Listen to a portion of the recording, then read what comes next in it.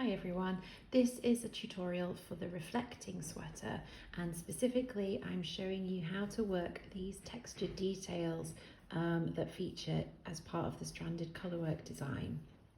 Now in the pattern you'll see this symbol in your chart which shows you're going to work one of these textured sections.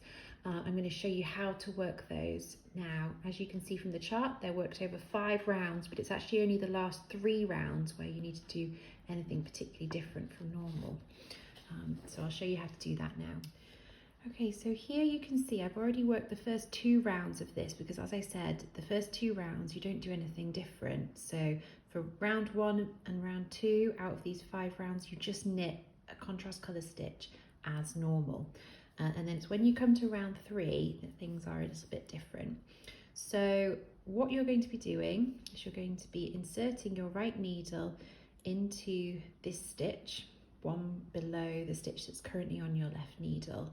Now I like to also make sure that I'm going underneath the strands. Can you see there through the middle of that stitch? The strands of the main colour that haven't been used, go underneath all of that. And pick up and knit 1 stitch, elongate that yarn so that you allow the stitch to space to stretch from sort of 2 rounds below up to the needle.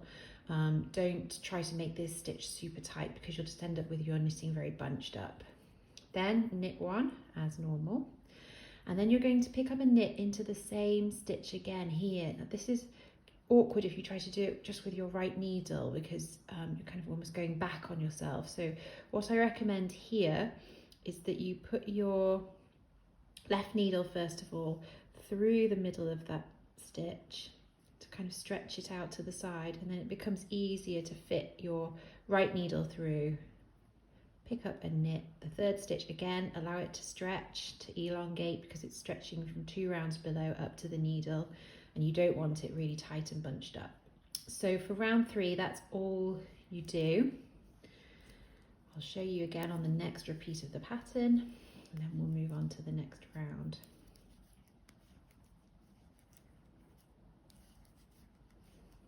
Okay, here we are again. So I'm looking at the stitch 1 row below, the one that's currently on my needles. I'm going to go through the middle of that stitch underneath any strands of main colour that are at the back of my work.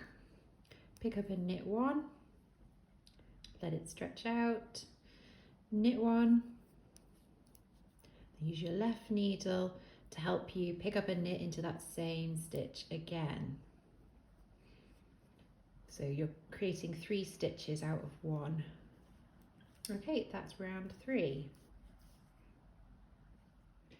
Okay, this is round 4 of this textured stitch pattern. Round 4 is really straightforward. When you reach those 3 stitches that you created out of 1 in the 3rd round, all you're going to do is knit each one individually. So you're just going to knit 3 with contrast colour. Double check when you come to each set of those stitches that they're in the right order.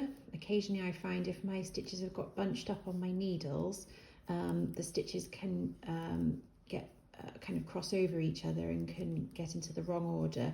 So double check when you reach each of those sets of stitches that you've got the first elongated picked up stitch first, you knit into that one first, then you've got the knit stitch that you worked in the middle, and then you've got the last picked up stitch as your 3rd stitch there.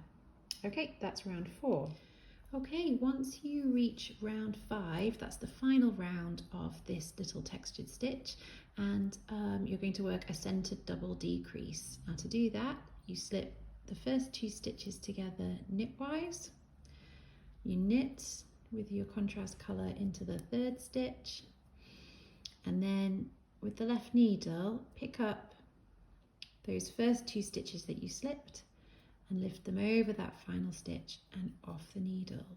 And that creates that centered double decrease. I'll show you that one more time.